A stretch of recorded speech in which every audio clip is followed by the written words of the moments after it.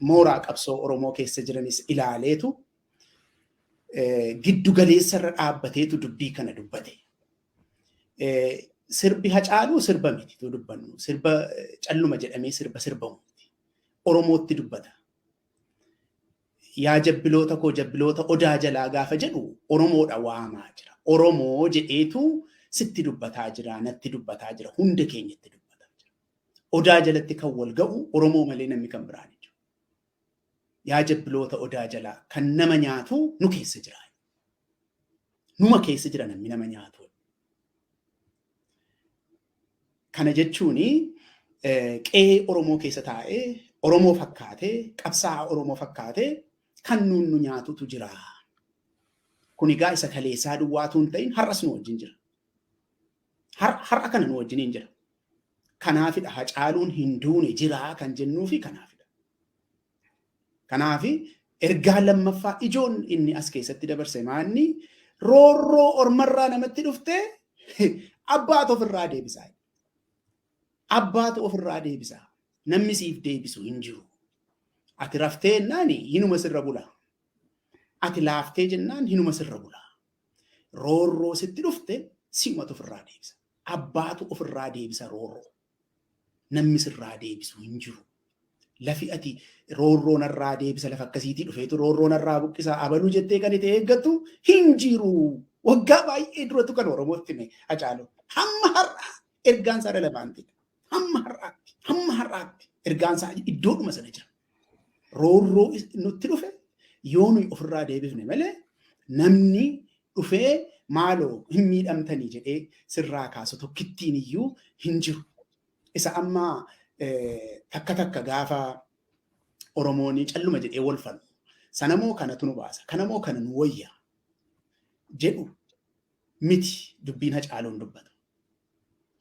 Karaa barbaaddee nu deemii roorroo ofirraa kaasuun itti gaafatamummaa keeti. Takka itti gaafatamummaa baqachuudhaaf calluma jedhee waan falmiin qe'ee Oromoo keessatti qabu jira. Ani isa kanan barbaadu isa kanan barbaada.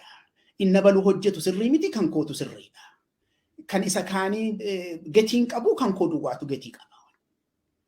Dubbii ijoon Hacaaluun nutti hime maanni roorroo situ ofirraa kaasa. Bitaanis dhaqi mirgaanis kasi itti gaafatamummaan kanuma keetii jedhee Hacaaluu Waaqayyo jannataan nuuf qananiisu dhugaansaas immoo hin baha. Akkuma kanatti nafu. Yoo nuyi callisne illee dhiigni Hacaaluu iyyee dhugaasaa hin baasaa gaaf tokko. Akka kanatti hin nafu. Dhuma irratti wanti jechuu barbaadu Hacaaluun jireenya isaatiinis du'a isaatiinis Oromoo fakkaatee du'e. Oromoo fakkaatee jiraateetu Oromoo fakkaatee du'e. Yeroo jiraatu umurii isaa guutuu jireenya uummanni Oromoo jiraatu jiraate. Yeroo Oromoon hidhaatti guuramu wajjin hidhaa dhaqe. Yeroo Oromoon reebamu wajjin reebame. Yeroo Oromoon wajjin dhukkubsatu wajjin dhukkubsate. Gaafa ijoollee Oromoo mana hidhaa keessaa gadi fuudhanii gorra'an Hacaaluu wajjin gorra'ame. Wajjiniin gorra'ame. Wajjiniin jiraateetu wajjiniin du'e hamma lubbuu isaatiitti. Kanaafidha Hacaaluun jira hin duune kan yeroo hundumaa jennuufi kanaafidha Hacaaluun qabsoo Oromoo karaarraatti gore miti. Daldalaafitti gore miti Hacaaluun. Faayidaa barbaachatti gore miti. Waan qabu hundatti kaffalee lubbuu isaas ta'uu qusatiin dhumarratti lubbuu isaas kenne. Hacaaluun jireenya isaatiinis du'a isaatiinis bakka bu'aa dhaloota dinnee isa nu jennuun dhaloota qubee kan nu jennuun bakka bu'aa dhaloota sanaati. Namni akka Hacaaluu akka kanattiin dhaloota kana bakka bu'u jira natti fakkaatu Oromoo keessa. Akka dhuunfaatti jechuudha. Akka dhuunfaatti. Gaafa ijoollee Oromoo hidhaadhaa gadi guuranii ajjeesan. Gaafa gorra'an. Hacaaluun kan gorra'an. Gaafa jireenyaas Oromoo ta'eetu gaafa du'us Oromoo ta'e. Gaafa Oromoo gorra'uun aadaa ta'e Hacaaluunis hin gorra'an. Kanaafi ergaan Hacaaluudhaa waan calluma jennee akka laayyootti ilaallee bira dabarru miti. Dhugaansaas immoo hin baha gaaf tokko.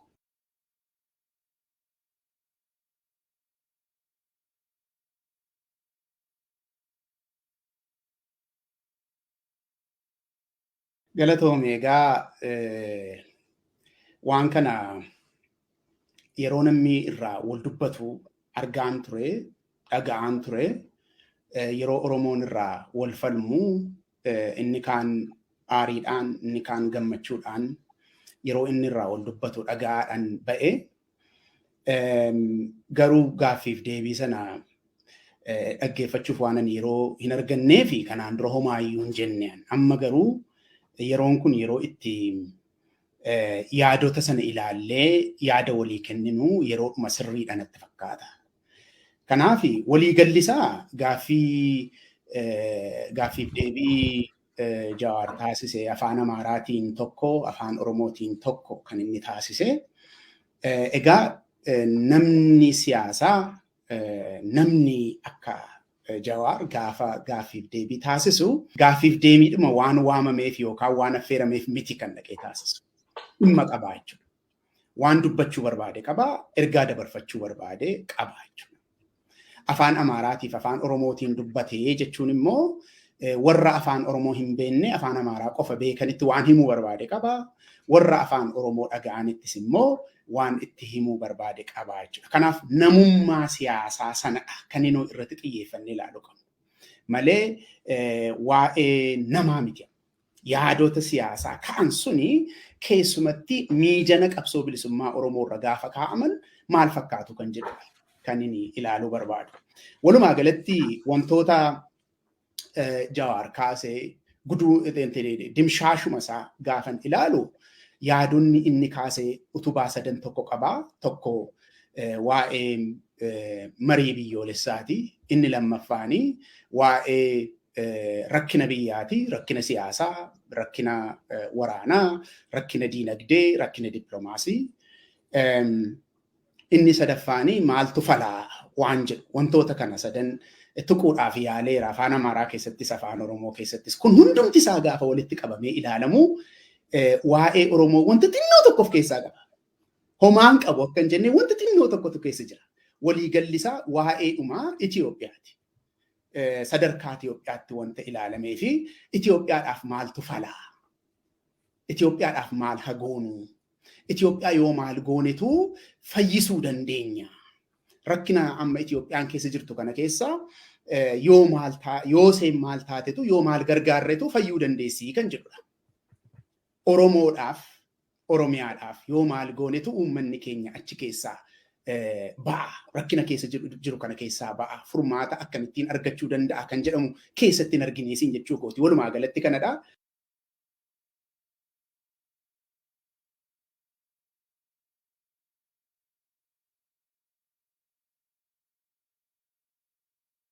Egaa yaadonni tokko tokkoon ka'anii dubbataman kan inni gaafatames kan inni dhiyeesses ijoolleen gaafatanillee hamma tokko kan Oromoo irratti xiyyeeffannaa gochuudhaaf hamma tokko yaalaniiru. Sunis tooftaadhuma siyaasaati jedheetan fudhadha. Egaa waa'ee siyaasaati hamma kan dubbannu. Gaafatameera akka jedhamuuf jechuudha. Kanaafi lama sadii waa'ee Oromoo qulqullina akka argatuuf gaaffiin gaafatame jira.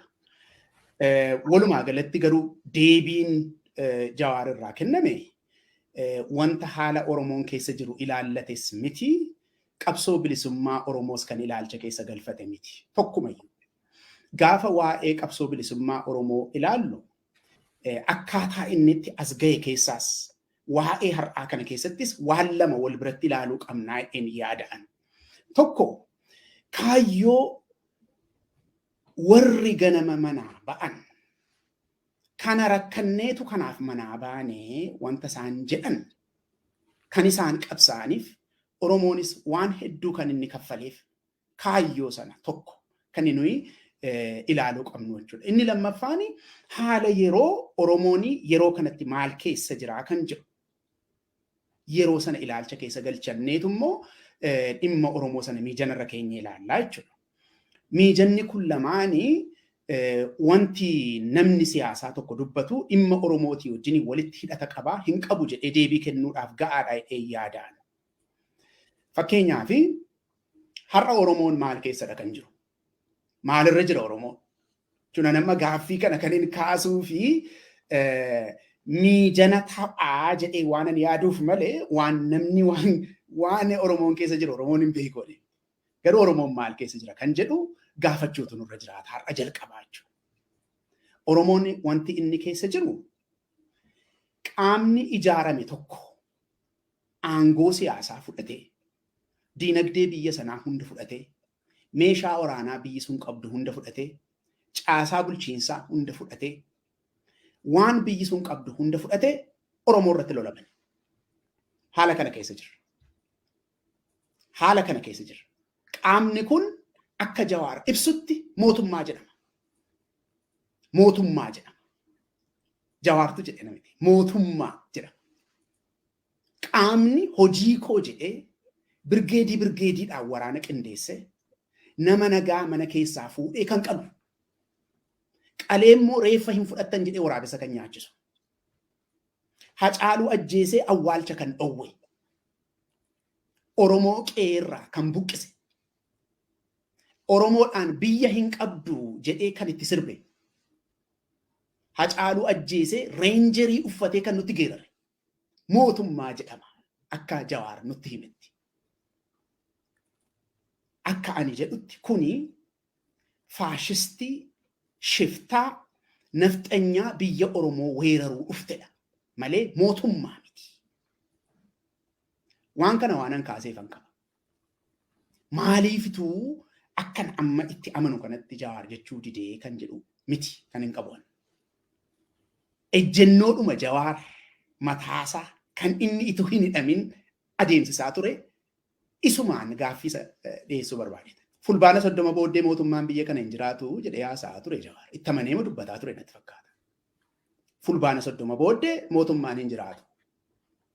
Yeroo sana gaa wanta adeemaa ture hundi keenya iyyuu yaadanna mootummaan hin jiraatu fulbaana 30 booddee jedhee amanaa ture. Amma garuu mootummaatu jiraa nuun jedhaara Jawaar. Mootummaatu jiraa nuun jedhaara. Jijjiirama ejjennootu jira jechuudha. Mucucaannaatu jira jechuudha. Tokko waan kanadha. Inni lammaffaan haala yeroo gaafa ilaallu rakkoo hammana hin jedhamnetu rakkoo diinagdee hammana hin jedhamnetu Oromoo keessa jira. Qabeenyi inni qabu qabeenyi guddaan tokko lafadha. Lafisaa ituu namni hundumtuu ilaalamu kashlabbee itti naqeetu gurgurataa jira sirni nafxanyaa kun. Qabeenyi guddaan tokko inni qabu kanadha. Hundumti isaa safaramee gurguramaa jira. Rakkoon diinagdee biyya sana baay'ee hammaatee rakkiseera. Kanarraan kan ka'e Oromoon silaa qabeenya ofiitti fayyadamee waan tokko irra ga'uu danda'u homaarrayyuu ga'uu hin dandeenye sababiin isaa qabeenyi sun ormaan qabatamee jira. Gabaabaadhumatti maal siin jechuuf hin jedhee haala yeroo amma keessa jirru kana Jawaar tokkoffaa irraa baqate. Lammaffaa hin dhosse. Hin dhosse. Akka inni itti dhosse nan dubbadha. Hin dhosse. Akkam godhee dhosse yoo naan jette Jawaar nama Hacaaluu ajjeese hin beeku. Mee hadhiifnu sakaan. Hin beeku Jawaar nama Hacaaluu ajjeese. Warra inni qaamaan hin beenne hadhiifnu. Hacaaluun dhaloota bakka bu'aa siin jedhee. Namni akka Hacaaluu dhibbootaan warra mana hidhaa qofaa keessaa fudhamanii ajjeefanii siin jedhe. Dhibbootaan lakkaa'ama. Mana hidhaa keessa to'annoo seeraa jalatti jiranii namoota dhibbootaan lakkaa'aman fuudhamee ajjeefame. Warra kana hin dhageenye Jawaar biyyuma sana keessa hin turree jennee fudhannu. Hacaaluu eenyu akka ajjeese Jawaar hin beeku. Maaliifan kana jedhaa jira?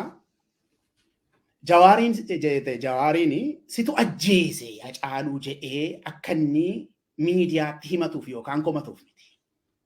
Garuu mootummoonni gamtooman iyyuu waa'ee biyya sanaa wanti inni jedhaa jiru jira. Haa qoratamuu. Dhugaan Hacaaluu haa qoratamuu jechuu danda'a fakkeenyaaf Jawaar. Karaa nagaan qabsaa'aadha miti. Haa ta'u. Dhugaa sana ituma beeku, konkluuziniin isaa ituma beekamu garuu Hacaaluun ana biraa ajjeefame. Dhugaansaa haa qoratamuu jechuu hin danda'u Jawaar. Dhowwaadhaa kun. Eenyutu dhowwu Jawaariin dhowwa kana?